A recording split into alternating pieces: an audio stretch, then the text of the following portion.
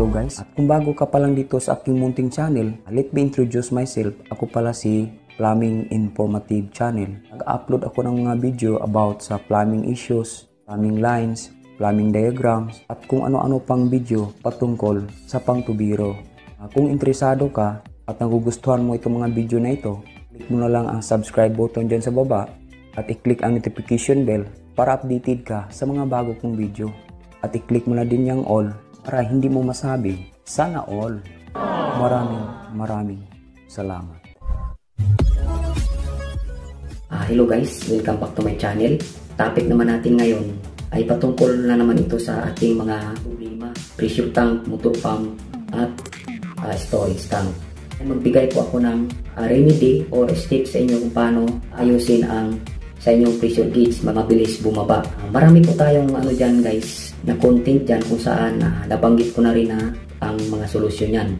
But for now, i-summarize ko na lahat dito sa video ito ang mga paraan. Magbigay po ako ng mga series tips kung paano po natin masolusyonan ang mga ganyan na problema. Number 1, magbabase po tayo minsan sa ating source. Ibig sabihin ko yung pinaghigupan ng inyong motor pump. Kapag naka-deep well source kayo, una po nyong i-check dyan is yung foot valve ng ating suction pipe. Mayroon po yung foot valve. Yan yung nasa picture na yan. Yan po yung foot valve. Kapag nasisira po yan, isa sa mga dahilan kung bakit hindi makabuo ng pressure ang ating motor pump. Maya-maya, nagbabawas ng pressure ang ating pressure tank. Halimbawa kapag nag-open po tayo ng gripo, yan po ang dahilan na mag-back down kaagad ang ating pressure pointer.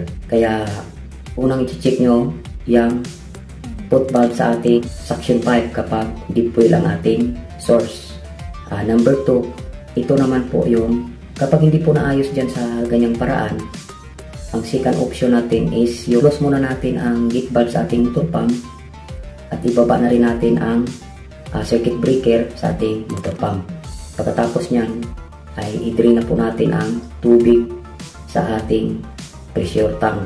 One thing na malaman nyo guys, kapag mag-drain po kayo ng tubig sa inyong pressure tank, kapag hindi nyo po natatanggal yung pressure gauge, sa akala nyo naubos ng tubig, pero hindi. Once na mag-drain kayo ng tubig sa inyong pressure tank, kapag naki-open nyo ang itong drain gate valve sa inyong pressure tank, tatanggalin din nyo yung pressure gauge para lalabas ang hangin, lalabas din ang tubig. Yun po yung tinatawag natin na waterlog, kaya mag-back down kaagad ang inyong pressure gauge. Mangyari niyan kapag mag-open kayo ng inyong gripo, na-notice nyo na pababa kaagad ang inyong pressure gauge or pressure pointer. Yan ang isa pang dahilan kung bakit naging maya-maya aandar kaagad ang inyong motor pump. Ito yung number 3. Kapag hindi po naayos sa ganong, ang gawin nyo guys ay, halimbawa, nagtataka na kayo kung bakit nung una kinabit yung motor pump pressure tank nyo, hindi naman ganyan.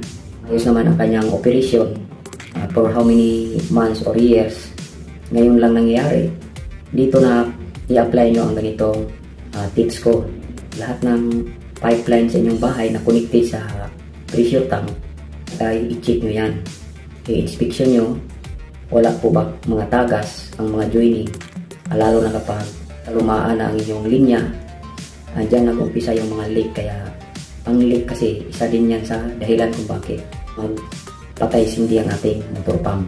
Kaya bago po kayo magtawag ng tubiro, make sure na natingnan nyo na yung buong linya ng inyong tubig, walang leak, mga gripo, walang tagas. At saka dito sa toilet bowl.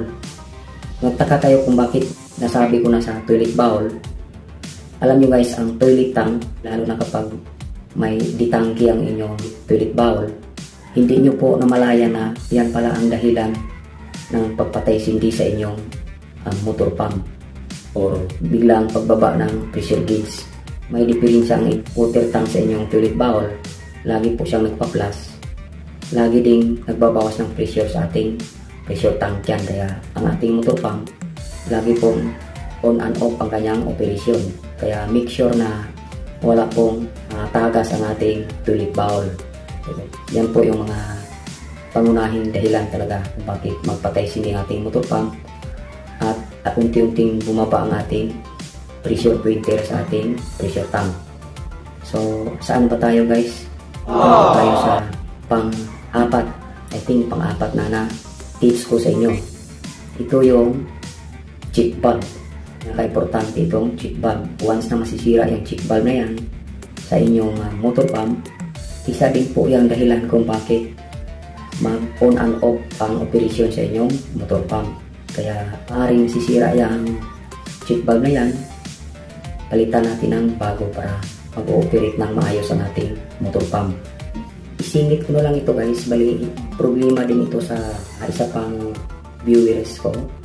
Tatanong siya kung bakit hindi umaabot sa 40 PSI ang naka-register sa kanyang pressure gauge.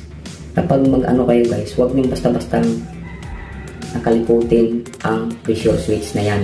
Huwag niyong basta-bastang galawin niyang mga adjustment na dyan na andyan. Kasi nakaset na po yan. Factory set yan. Ang original setting yan ay 20 PSI ang cut on. Ibig sabihin, kapag nag-point na sa 20 PSI ang kanyang pressure pointer, mag-automatic umaandar ang inyong motor pump. At kapag pumalo yan sa 40 PSI, ay kusang hihinto or mag-automatic off ang inyong motor pump sa pag-andar. Yan po yung original setting yan. Once na ginagalaw nyo yan or kinakalikot nyo yan, mag-iba po ang kanyang setting. Kaya yung iba nagka-cut off sa 35, hindi na siya maabot ng 40 kasi na bago na yung settings. Kumonsulta kayo sa inyong mga kaibigan na tubiro. Ikot nyo ng maayos. Halimbawa kapag gusto nyo na mag-cut on sa 30 at mag-cut off sa 60, ang tubiro na po ang bahala nyan mag-adjust. Pa-adjust nyo sa may alam talaga. Kasi na-experience ko yung ganyang problema doon sa may pinagsisirbisan ko na kinakalikot pala niya ang kanyang pressure switch. Yung pressure switch na yan ay hindi na po tumitigil sa pag-andar ang motor pump. Kaya kung alanganin kayo sa pag-adjust, huwag na po kayong maglakas loob na i-adjust yan. Bigay alam nyo na lang sa mga professional o sa mga nakakaalam na mag-adjust para hindi po lumala ang problema sa inyong linya o sa inyong motor pump at saka sa inyong pressure tank. So yun lang mga katubo, yan lang po ang may tips ko sa inyo. Mag-comment na lang po kayo dyan sa ibaba kung mayroon pa po kayong gustong itanong sa akin or gustong ipasagot sa akin. Open na open kayong mag-comment dyan sa ibaba. Okay? Maraming salamat sa inyong panood. Once again, thank you so much. Kita-kits tayo sa next na upload video ko. Paalam pansamantala.